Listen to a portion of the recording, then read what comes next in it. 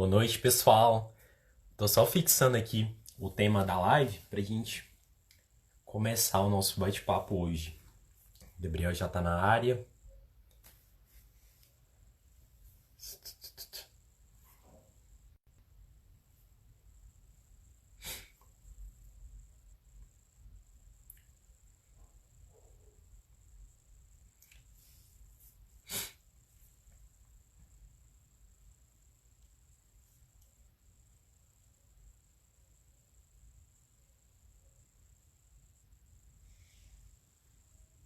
Esperar uns minutinhos pro pessoal ir entrando pra gente já começar.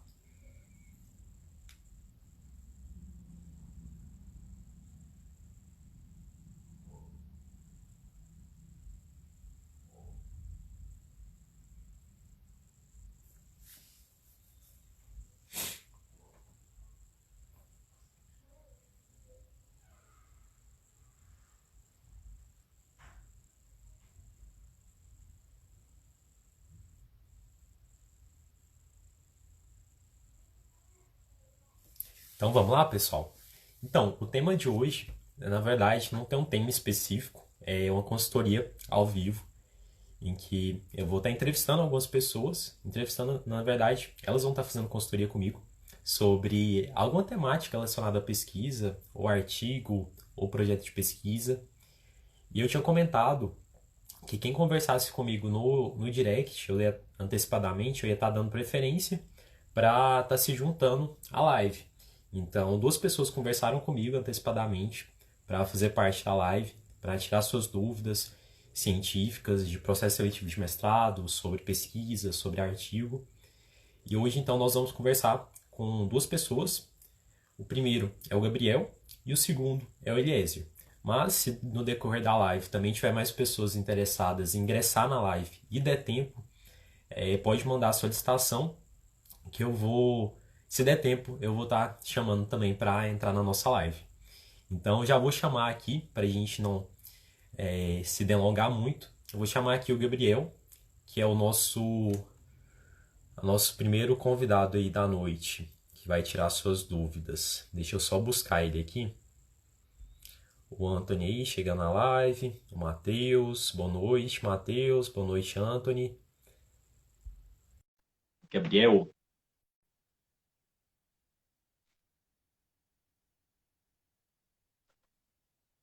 ligando. Alô? Boa noite, Gabriel, tudo bem? Opa, boa noite. Tranquilo, você, Gustavo? Tudo jóia. Se apresente aí para o pessoal, antes da gente começar, você esclarecer suas dúvidas sobre projeto, sobre artigo. Então, pessoal, meu nome é Gabriel Pereira. Atualmente eu sou graduando em Direito, faço pós-graduação em Direito e Processo Penal pela ABD Const e sou aluno especial do programa de pós-graduação de Psicologia da UFG. E atualmente estou ingressando, começando a montar um projeto para tentar o processo seletivo do mestrado profissionalizante em políticas públicas da UFG também em Direito. E aí eu estou aqui hoje para tirar algumas dúvidas com o Gustavo, a gente bater um papo interessante aí. Show, Gabriel, muito obrigado pela apresentação. E, enfim, já pode mandar o que você tiver aí de dúvida para a gente começar a falar um pouco, né, sobre essas questões relacionadas à pesquisa. Pode mandar. Então, beleza. Basicamente, o meu tema vai ser sobre uma correlação entre corrupção, criminologia e sistema carcerário. E um dos pontos principais da pesquisa vai ser a análise de um fato concreto, principalmente aqui no estado de Goiás. E a primeira pergunta seria justamente isso: como analisar se um fato concreto serve como um bom estudo de caso? Como analisar a percepção disso? Certo. Interessante o seu tema.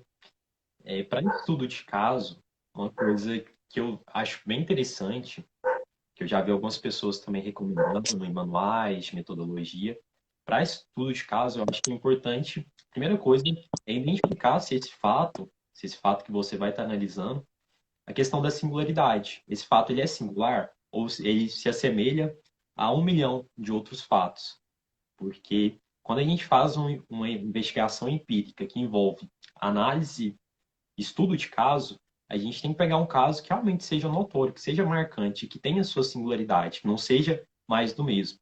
Então, acho que o primeiro passo é você identificar se o seu objeto de pesquisa, a sua proposta de pesquisa empírica, esse estudo de caso que você quer fazer, se ele é único, se esse caso ele é único, entendeu? Porque, por exemplo, tem muitos casos de demandas repetitivas, sei lá, judicialização da saúde. Tem 1 milhão de ações, literalmente 1 milhão, mais de 1 milhão de ações sobre saúde na, na justiça brasileira, em todas as varas, enfim, justiça estadual, justiça federal. Então, é super importante, por exemplo, você pegar um caso que seja singular. Não dá para você pegar um caso, por exemplo, nesse caso que eu citei da judicialização da saúde. Você pegar um caso que é super recorrente, sei lá, um caso de medicação.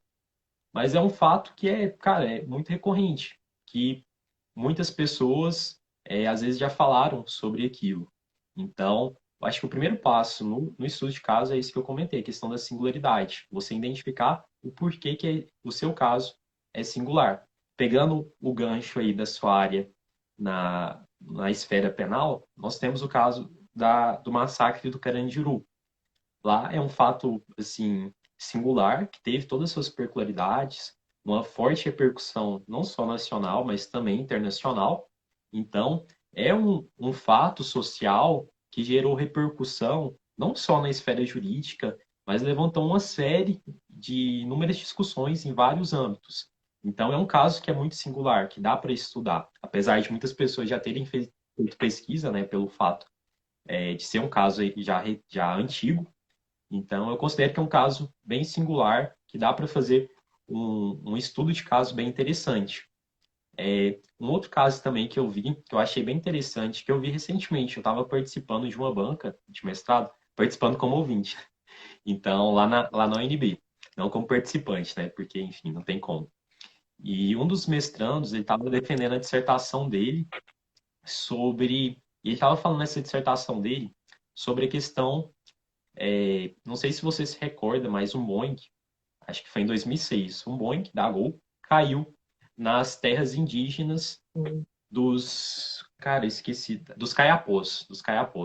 E esse Boeing caiu na terra indígena dos Caiapós, no Mato Grosso, e os destroços do avião inviabilizou uma boa parte da terra que esses indígenas utilizavam para subsistência. Isso na época e até recentemente, na verdade, levantou uma discussão que durou alguns anos.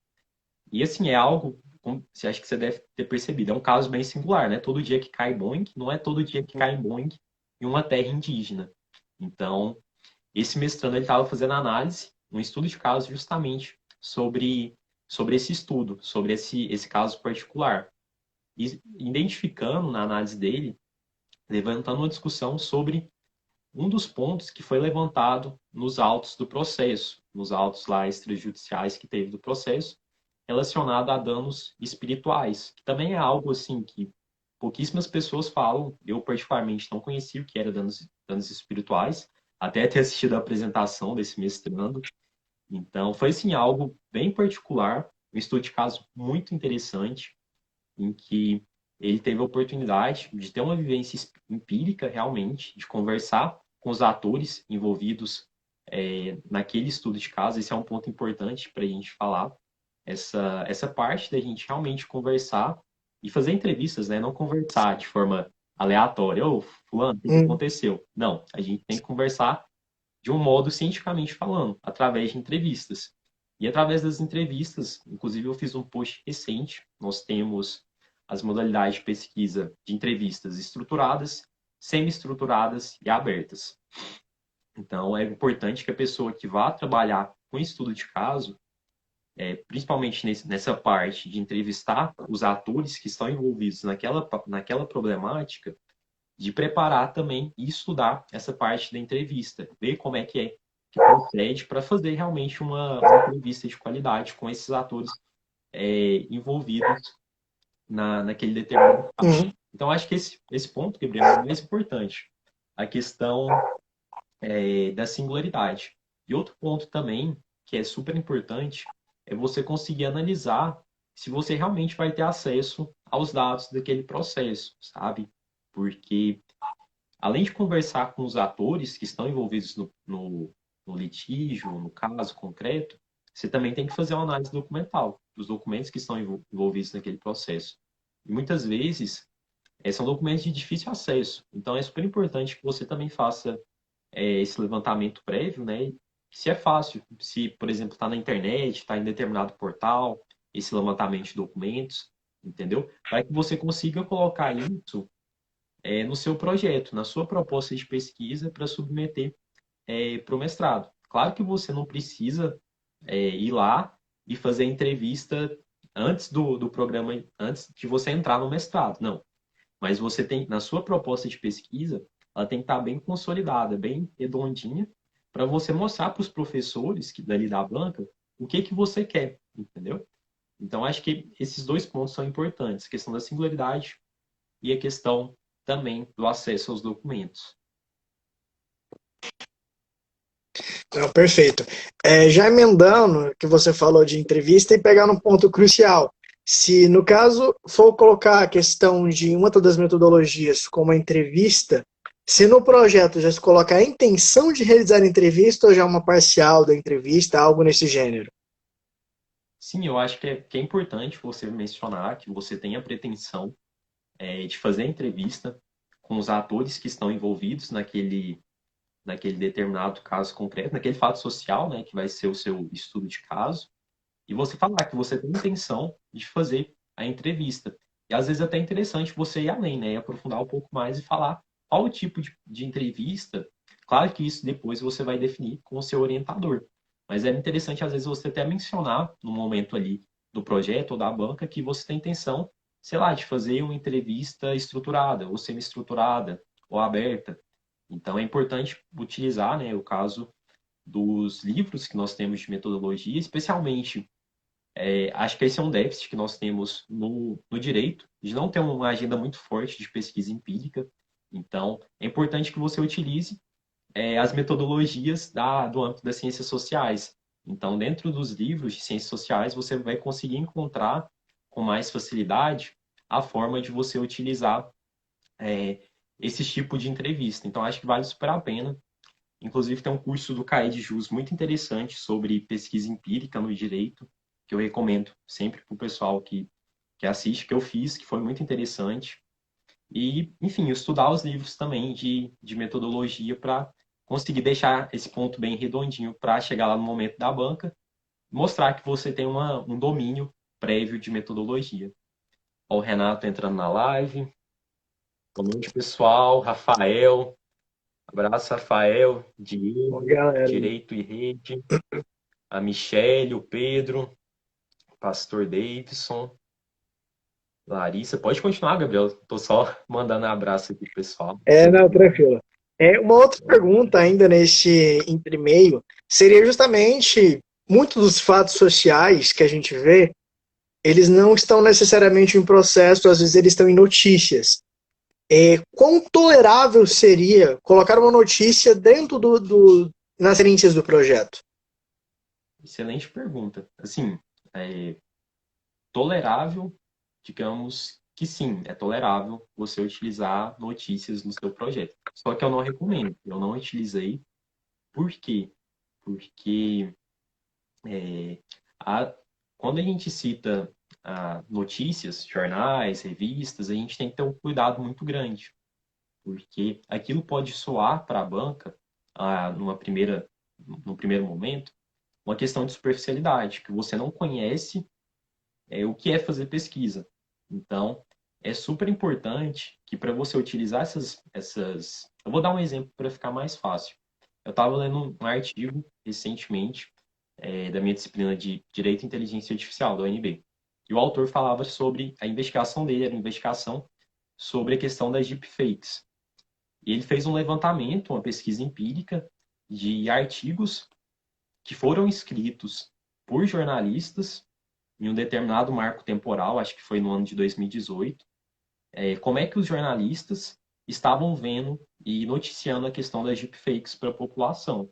Então, ele fez todo um recorte, mencionou quais foram as palavras-chave que ele utilizou e Então, a investigação dele, o foco principal era em cima de análises de matérias jornalísticas. Então, assim, você perceba que o foco principal do trabalho dele era justamente isso. Agora, por exemplo, se você utiliza essas notícias, essas revistas, jornais, para às vezes trazer algo conceitual ou teórico para o seu projeto de pesquisa, os professores vão muitas vezes rir do seu projeto.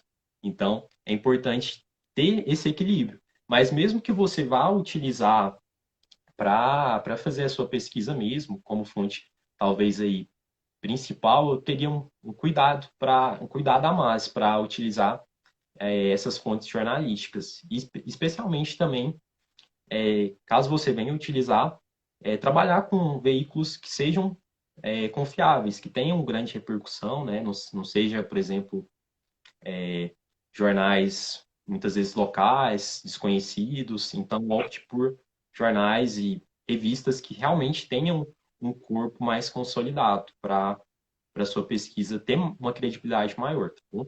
Mas eu acho que no projeto talvez é bom você repensar se seria interessante ou não utilizar. Mas se utilizar, tenha toda a cautela para explicar, principalmente ali na sua metodologia, que faz parte da forma que você vai proceder a sua investigação. Tá bom? Ó, a gente já tem Hum, uns comentários Tem duas perguntas aí. do Rafael. É obrigatório o uso de jurisprudência em TCC, tese de direito? Não, não é obrigatório, Rafael.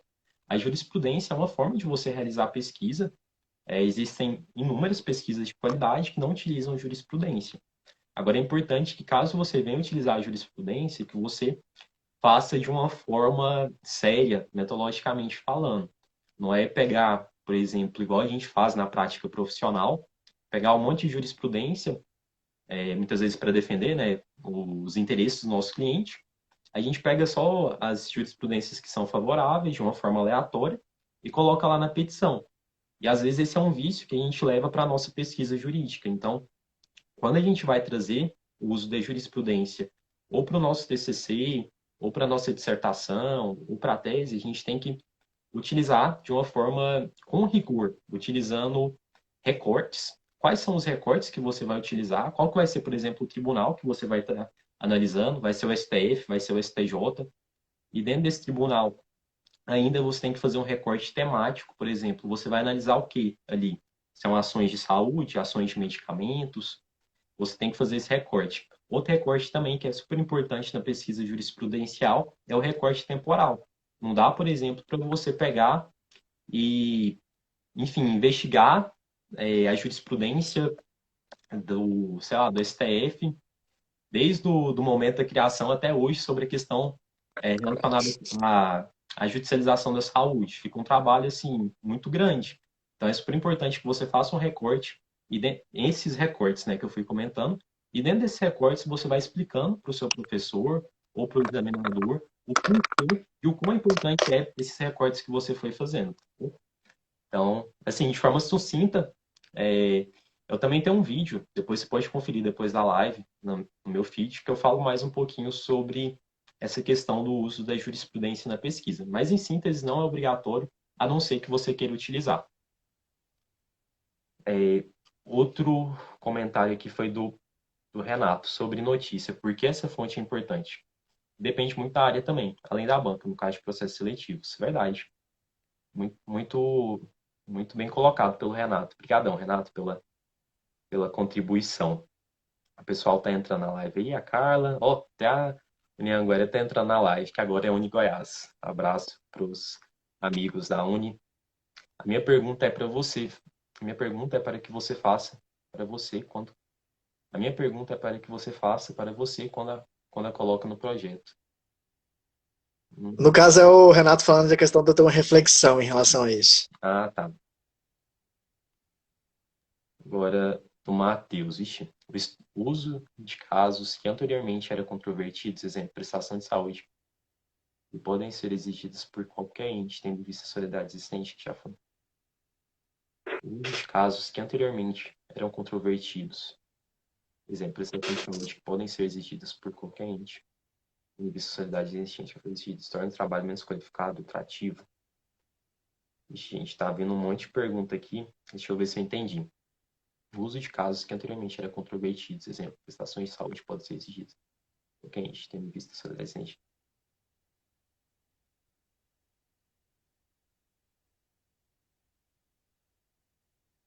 Não, eu acho assim que essa questão de trabalhar casos que já foram, que anteriormente eram controvertidos e que hoje já tem um posicionamento firmado do STF, por exemplo, essa questão da prestação de saúde, né, que agora já tem uma responsabilidade muito mais consolidada em relação à questão de competência. Eu acho que não, mas é importante, claro, no caso, você mencionar que atualmente,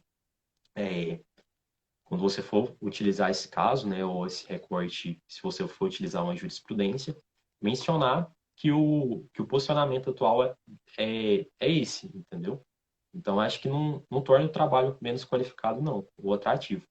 O que torna menos qualificado e atrativo é você, às vezes, sustentar algo que já é antigo e não mencionar que existe algo que é novo. O que você pode fazer, por exemplo, é mencionar que, sei lá, às vezes a jurisprudência anterior era algo que tinha um aspecto mais assistencialista do que atual. E em cima disso, você sustentar toda uma discussão, toda uma argumentação. E torna o trabalho muito interessante. Gente, vou passar para o Gabriel a palavra, mas a gente tem mais uma pergunta aqui. Vou deixar mais para o final, porque para a gente conseguir avançar. Mas foi muito bom, tá muito legal a interação com o pessoal. Gabriel, manda a próxima aí para nós. Já vou mandar a próxima, que vai ser a minha última, inclusive. E é justamente como o processo seletivo que eu vou fazer vai ser de um mestrado profissionalizante, como abordar uma possibilidade de resolução de conflito, no caso dos projetos desse mestrado. A possibilidade de resolução de conflito. Então, é muito. Acaba que essa parte da resolução que o pesquisador vai dar para o problema de pesquisa dele, para o objeto de pesquisa dele, acaba que é uma alquimia. É algo muito assim, que eu vejo que é muito particular. Mas tentando, assim, trazer algo mais pragmático para poder te ajudar mais, eu acho que seria interessante que você, digamos assim, você tente na sua proposta, lá na sua hipótese, na verdade, porque quando você fala de resolução, no seu programa de pesquisa, que você vai ter que trazer algo assim mais robusto, mais concreto, de uma possível solução é ali na sua hipótese, mas a hipótese é uma solução provisória. Então, esse item que você está comentando vai vir ali, geralmente na hipótese. O que você pode fazer? Como é um mestrado profissional, que tem uma pegada muito empírica, muito prática, eu acho que é você mostrar que qual que é a resolução que a sua proposta de pesquisa, ela pode, qual a contribuição, na verdade, que a sua proposta de pesquisa pode trazer para o âmbito profissional. Sei lá, para alguma instituição, seja para o Ministério Público, para a Defensoria. No caso, qual que é a instituição mesmo que você vai trabalhar? Só para No caso, eu vou trabalhar com a controladoria. Controladoria. Então, aí é super importante você falar que a sua hipótese provisória seria, no caso, talvez um aperfeiçoamento de uma determinada técnica que a controladoria utiliza, entendeu? Para a questão do combate, né, à corrupção que está vinculado ao seu projeto. Eu acho que é super interessante você trazer algo propositivo, algo que vai contribuir, sabe? E, claro, não algo assim genérico, algo que seja com base nas suas leituras, na sua carga de leitura que você já tem atualmente, que você está construindo, algo que você vê como solução provisória para aquele determinado problema. Eu acho que esse seria mais ou menos o caminho. Não, certo, então, muito obrigado, Gustavo. Essa foi a última pergunta. Por nada. Aí, já Enfim, passar a bola. obrigado pela sua participação. Eu que agradeço pela oportunidade. Por nada. Agora eu vou pedir licença aqui para desconectar você e chamar o Eliezer. Vamos lá. Tchau, galera. Tudo de bom. Abraço.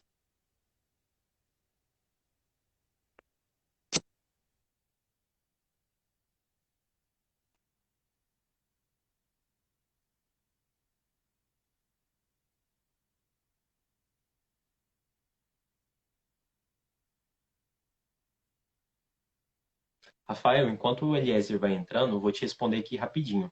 Muita citação no projeto enfraquece o projeto? Creio que sim. Muita. Tudo que é muito é ruim. Então é importante que você utilize a citação de forma equilibrada.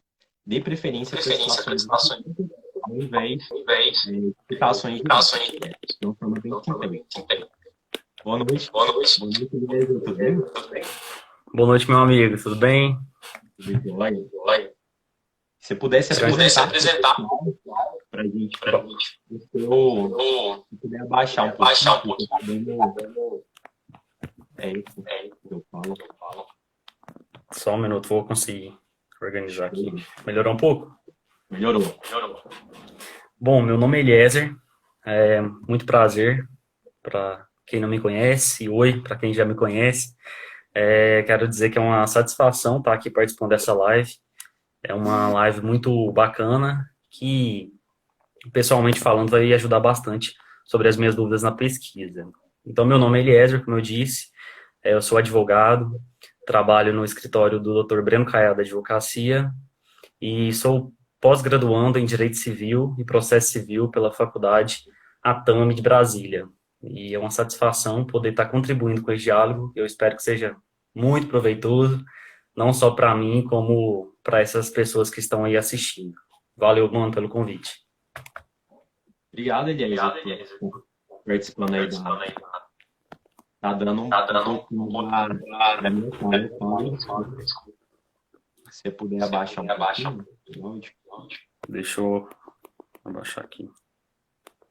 Melhorou um pouco? Deixa eu ver. Sim, melhorou. Agora tá show.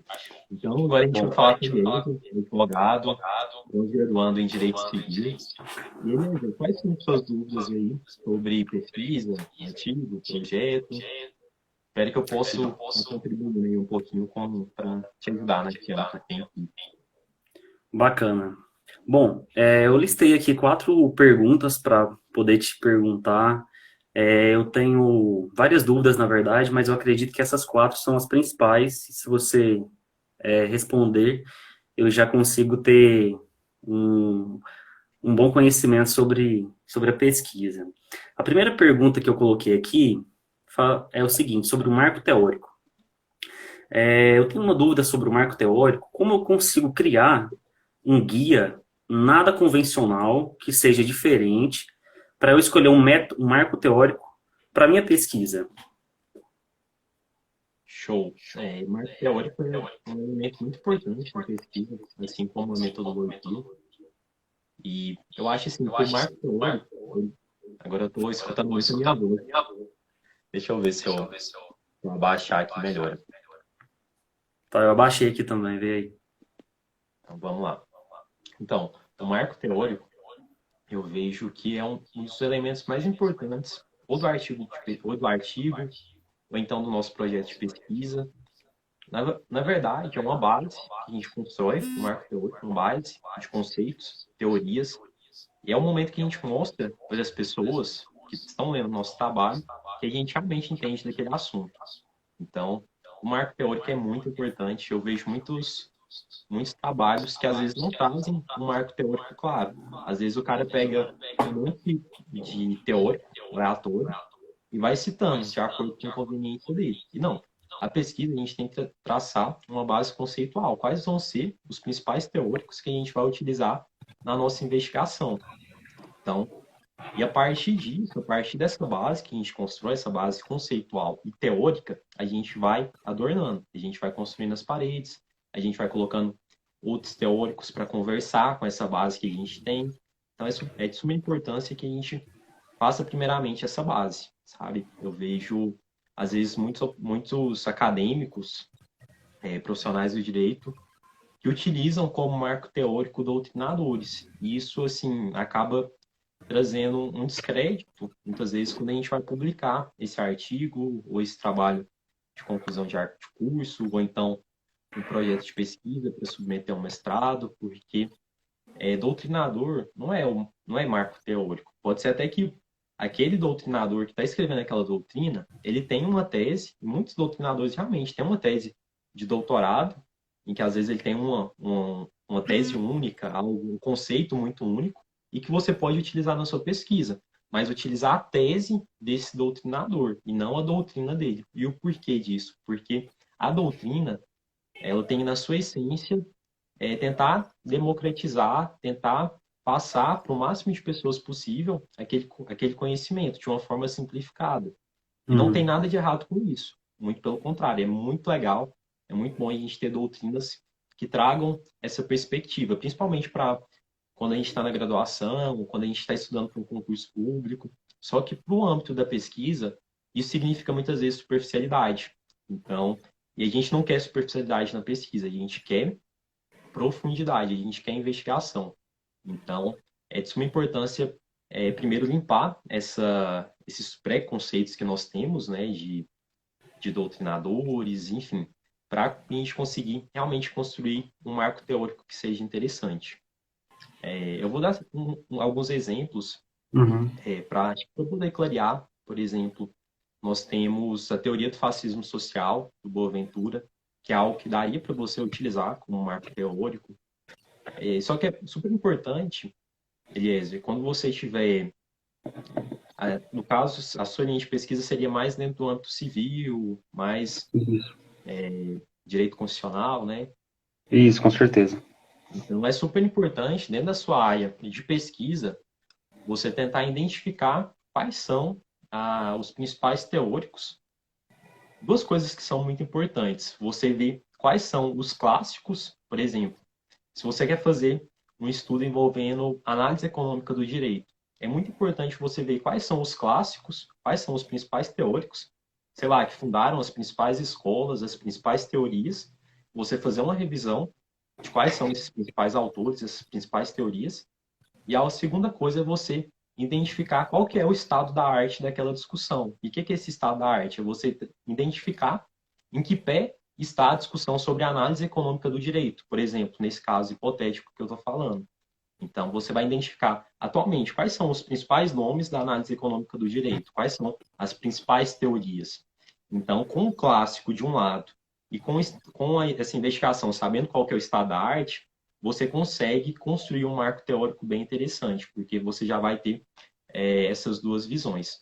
Mas, basicamente, assim, tentando sintetizar, é de suma importância que você monte essa base conceitual de teóricos, primeiramente, para aí depois você ir adornando a sua casa, construindo as paredes, trazendo outras citações, dialogando com outros autores.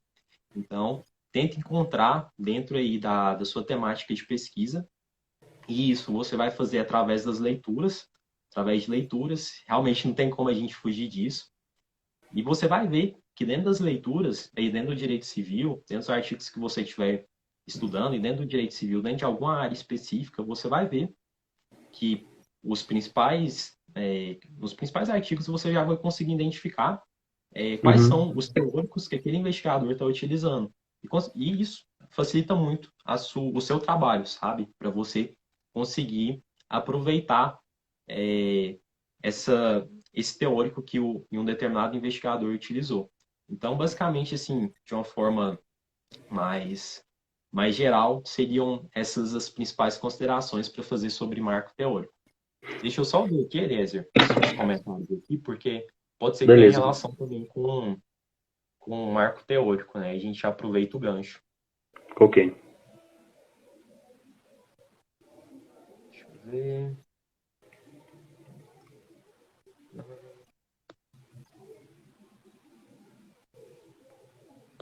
Ellen. A Ana tá na live aí, orgulho desses dois. Abraço, Ana. Muito bom ver você aqui.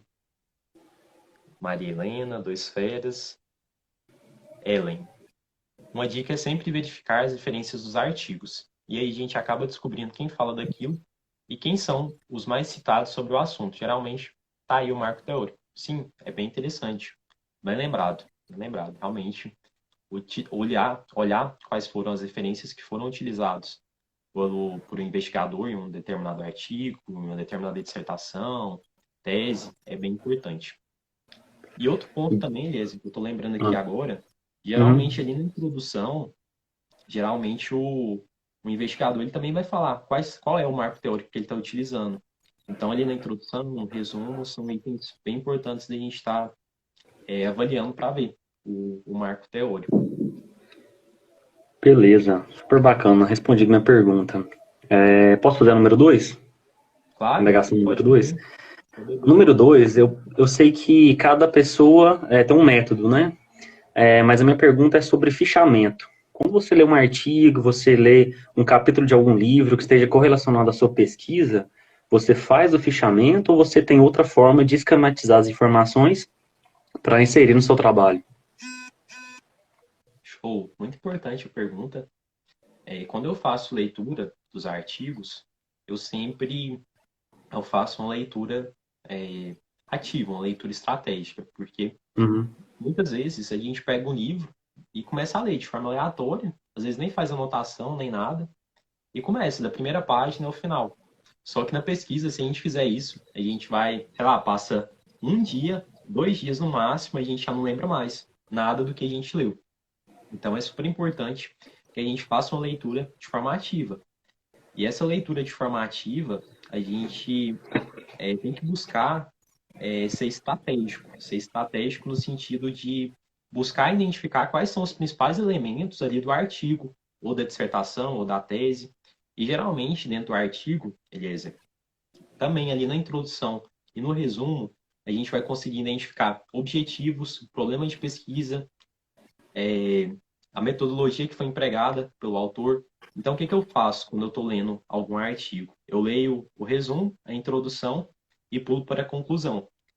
Então, eu já tenho uma preconcepção do que é o artigo, já tenho uma noção boa do que é o artigo. Se o artigo for bem escrito, né? Então, ele vai ter esses elementos principais. Entendi. Então, agora, se não tiver, se for algo muito confuso, eu já pulo para outro. Uhum. Já acho que não é um artigo válido para ser citado, porque é ali na introdução, é ali no resumo que a gente vai conquistar, que a gente vai mostrar o nosso trabalho para as demais pessoas, para os examinadores, para os professores. Então, é super importante que as pessoas utilizem essa organização, de trazer esses principais elementos ali na introdução e no resumo. Então, se o artigo ele for bonitinho, tiver tudo isso organizado, quando você lê o resumo, a introdução e a conclusão, você já vai ter uma noção muito boa sobre o que é o artigo. Aí o segundo passo é você aprofundar, é você pular ali para o miolo do artigo, que é o corpo realmente do texto, e ver quais foram os principais teóricos que a pessoa utilizou, se realmente condiz com o que foi proposto ali na introdução e o que o investigador chegou ali na conclusão. Então eu faço dessa forma. Eu acho que é uma forma, claro que existem inúmeros métodos, inúmeras formas das pessoas trabalharem, mas é uma forma que funciona comigo e que é bem interessante. E outro ponto também, Eliezer, que é bom mencionar, é a questão de tomar nota, realmente, de escrever, rabiscar, não ter medo de rabiscar o PDF ou o artigo, escrever, realmente escrever, tentar sintetizar aquilo que o autor falou, ali mesmo no rodapé da página, tá bom? Porque essa é a melhor forma da gente não esquecer aquilo que foi lido. Então, assim, essa forma Bacana. sintética também é a forma que eu utilizo. Bacana. Bora lá, então, para a terceira pergunta, né? Na semana passada, eu escutei uma frase que diz basicamente assim, ó, revisão de literatura não é referencial teórico, mas um meio para se chegar até ele. É mais ou menos por aí ou não? Revisão de literatura. Não é referencial teórico, mas é um meio para se chegar até o referencial teórico. Seria Show. mais ou menos essa ideia? Excelente. A revisão bibliográfica, basicamente, a gente vai com a revisão bibliográfica, realmente, com a revisão bibliográfica, a gente vai conseguir chegar no marco teórico. Como eu comentei, fazendo a leitura de artigos de outros investigadores, a gente vai conseguir identificar, por exemplo, qual que é o estado da arte atual daquele debate. Quais são os principais teóricos, quais são os principais conceitos. Como é que a gente vai conseguir isso? Só através realmente da leitura de artigos, de dissertações, de teses. E nesses trabalhos científicos a gente vai conseguir saber quais são os principais teóricos. Então, essa revisão bibliográfica, de fazer digamos assim, esse levantamento preliminar, essa revisão, é muito importante para que a gente consiga chegar num marco teórico, né? Porque muitas vezes a gente não vai ter digamos assim, uma malícia, realmente uma malícia de conseguir identificar uma determinada obra como um marco teórico de um Sim. determinado assunto, sei lá, dentro da análise econômica do direito. Um cara aí que é muito grande. Mas às vezes a gente lê num artigo que foi publicado num congresso ou, ou numa revista, a gente vai, a partir desses artigos, desses trabalhos mais simples, dessas revisões que são feitas, essas revisões bibliográficas, a gente vai conseguir identificar quais são esses teóricos, esses conceitos principais, e, consequentemente, a gente vai conseguir se aprofundar na nossa pesquisa. Como foi bem colocado pela colega, outro ponto também que é super importante a gente analisar, ali na parte das referências, quais foram os trabalhos citados para que a gente consiga avançar nas nossas investigações e, consequentemente, encontrar um marco adequado para aquilo que a gente quer pesquisar. Muito bom, mano. Então, muito show, respondida a pergunta também. E por fim, caminhando para a última indagação, é, a minha dúvida e a minha dificuldade, na verdade, é sobre como eu vou conseguir construir um artigo original que seja contemporâneo, só que eu encontro poucos dados. Por exemplo, o meu TCC foi sobre os movimentos transfronteiriços dos venezuelanos vindo para o Brasil. Hoje, eu quero fazer um recorte, inclusive é para o livro da professora Ana Cristina, que está assistindo aí também.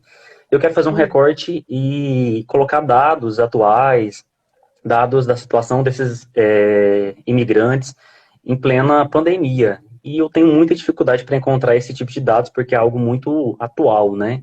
E aí, pegando o gancho da fala do Gabriel, ele disse assim, ele perguntou para você como seria, se seria bacana incluir reportagens, né? Porque o que eu acabo encontrando é fontes do G1, é fonte do El País, então são conteúdos não científicos, e eu tenho muita dificuldade, às vezes, de organizar meu trabalho, inclusive de concluir o meu artigo com a professora Ana Cristina, por ausência de dados. Nesse caso, qual seria a sua indicação, sua recomendação diante da ausência ou desses dados bem pequenos? Show. Cara, realmente é um desafio. Não é fácil, entendo a sua Né, dor, até professora? Acho que a porque professora está escutando aí. está escutando, até porque assim, a minha pesquisa que envolvia população em situação de rua, eu me deparei justamente com essa questão de escassez de dados. E aí a gente tem que, um ponto, antes da gente entrar especificamente nesse ponto, nesse assunto, Uhum. você falou sobre a questão da originalidade. E é importante a gente mencionar, Eliezer, que a questão da originalidade, quando a gente está ali na graduação ou numa pós-graduação, a gente não tem compromisso com questão de originalidade. Não, originalidade, a gente vai ter um compromisso ali na tese, quando a gente quiser entrar no doutorado. Aí realmente a gente tem que desenvolver algo que seja novo, algo que seja original, desenvolver uma tese. Uhum. Agora, até a nível de mestrado, a gente não tem esse compromisso. O que a gente tem que ter? Criatividade. Então, só para a gente explicar um pouco mais para o pessoal. Então, você não precisa desenvolver algo que seja totalmente inovador, totalmente disruptivo, não. É importante que você encontre, dentro do seu objeto de pesquisa, algo que seja criativo, algo que você traga uma perspectiva diferente. Então, é muito interessante o seu tema de pesquisa, realmente é algo bem contemporâneo, é algo que realmente a gente vai deparar com escassez de dados. E eu acho assim que, pegando o gancho também do que eu falei para o Gabriel, eu acho que é válido, quando você estiver escrevendo, mencionar, deixar bem justificado o porquê que você está utilizando aquelas fontes, o porquê que você está utilizando aquelas fontes jornalísticas. Você pode até mencionar, porque não tem estudos, digamos assim, contemporâneos que falam aquilo que você está pesquisando. Mas, aliás, também a gente tem que tomar cuidado, porque muitas vezes a gente acha que não tem coisas sobre o que a gente quer. Mas muitas vezes a gente está pesquisando em plataformas erradas, às vezes a gente está só no direito, Então, o que que eu recomendo? O que que deu certo para mim? Quando eu vi que tinha uma escassez muito grande, eu não encontrava trabalhos no direito que falavam sobre população em situação de rua, eu comecei a pesquisar em outras áreas. Eu fui para sociologia, para ciências sociais, e aí eu Uhum. comecei a ver que tem um oceano azul, tem uma infinidade de trabalhos, uma infinidade de publicações falando sobre essa perspectiva de população em situação de rua. Eu sei que na a sua perspectiva relacionada à imigração, ela tem uma base, assim, digamos assim, teórica. Então, você pode sustentar através desses teóricos que falam sobre a questão da imigração no primeiro momento, e depois ali para o seu último capítulo, você entra mais especificamente na questão contemporânea, atual, para você justamente criticar essa ausência de dados, falar que realmente é algo que você não teve acesso, que você, enfim, tentou, mas não conseguiu. E o que você encontrou foi realmente de fontes jornalísticas. E você pode sim utilizar ali na sua pesquisa. Então, Uhum. eu acho que é super importante você tentar utilizar dessa forma. Bacana. Porque assim, eu sempre tive um preconceito com as notícias vinculadas a, a sites, por exemplo, G1, É o País, que não tem um cunho científico, né? E utilizar essas informações, essas notícias jornalísticas como fonte de dados. E então, no caso da ausência de dados, seria, desde que justificada, seria visto com bons olhos, né? Sim, você pode mencionar isso. Uhum. Um dica aqui também, eu acho que poderia talvez ser interessante. Você pode falar que nas principais plataformas científicas, você pode colocar lá, ó, joguei tais palavras-chave, por exemplo, questão imigração, imigração contemporânea. E você pode falar que que os trabalhos desse levantamento lá que você fez, eles não envolviam essa visão que você quis trazer no seu trabalho. Então, Bacana. você fez uma outra forma, que foi o quê? Você foi ali, às vezes ali no Google e jogou determinadas palavras-chave relacionadas à imigração e você conseguiu encontrar outras fontes que apesar de não serem artigos científicos, apesar de não serem teses, apesar de não serem dissertações, foram fontes que retrataram um pouco ali da realidade.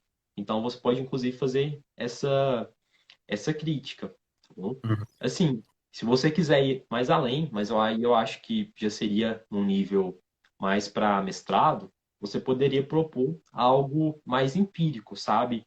Que às vezes, porque muitas vezes, aliás, esses dados, eles estão ali na Secretaria de Assistência Social da cidade, mas muitas vezes é difícil da gente achar dando um Google. Então, às vezes você pode entrar em contato com a Secretaria de Assistência Social ou outra determinada secretaria, para ver se realmente existe alguma pesquisa de campo que fale sobre aquilo que você está pesquisando.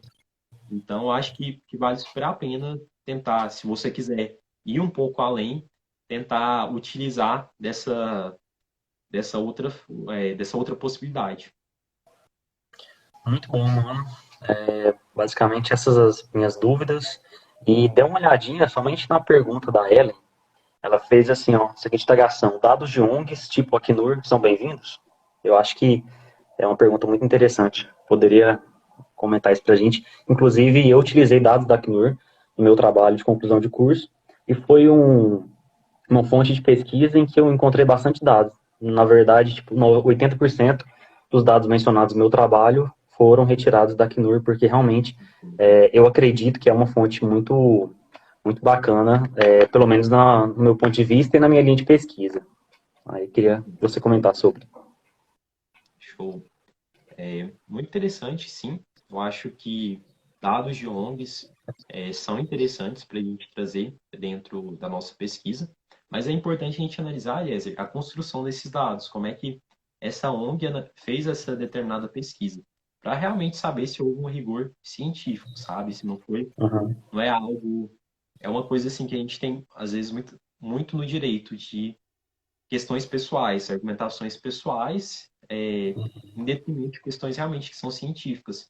Então é importante a gente analisar se dentro dos dados dessas ONGs, se realmente houve um rigor metodológico na construção dessa pesquisa. E muitas vezes há, porque as ONGs, a grande maioria, elas fazem um trabalho muito sério, tem pesquisadores que são parceiros, então é sim muito bem-vindo, mas desde que você faça essa análise para realmente ver se esses dados são dados que foram construídos de forma metodologicamente séria. Então, acho que foi bem legal essa pergunta. Vamos ver se tem mais alguma aqui para a gente. Gustavo, aproveitando o gancho, depois você manda um abraço pro pessoal de Fazenda Nova, tem uma galera aí prestigiando nossa live. Um abraço pro pessoal aí de Fazenda Nova. Ainda não conheço, estou esperando o convite da Eliezer. Vou marcar um churrasco. Eu acho que são essa a pergunta. A outra você respondeu, que era sobre o marco teórico. São essas mesmos, né? Uhum. Então é isso, pessoal. Se alguém quiser fazer mais alguma pergunta ou quiser participar da live, eu não sei como é que a gente está de tempo. Mas acho que não, ninguém se manifestou. Agradeço o pessoal que participou aí da live. Também faço um convite. Aproveito para reforçar um convite que eu já fiz no meu feed. Na quinta-feira agora, eu vou estar fazendo um webinário ao vivo, onde eu vou falar sobre os 5 grandes erros que são cometidos pelos candidatos nas seleções de mestrado e como que você pode fazer para evitá-los. E depois disso, eu também vou estar fazendo o lançamento do meu programa de mentoria, que se chama GPS da aprovação no mestrado, para aquelas pessoas que tiverem interesse. Então vai ser um evento bem bacana. Quem tiver interesse em participar, tem que fazer a sua inscrição. O link da inscrição está na minha bio no Instagram. É só ir lá no link da minha bio e fazer a sua inscrição. É bem rapidinho e bem tranquilo. Então é isso, Eliezer. Muitíssimo obrigado pela sua participação. Agradeço aí todo mundo que participou também. Muitas pessoas passaram pela live. Foi muito bacana. Espero que eu tenha contribuído um pouquinho com vocês. E é isso. Valeu, Eliezer. Falou, mano. Obrigado. Foi um prazer participar com você. Valeu. Vou estar deixando a live salva para o pessoal que quiser assistir. Beleza.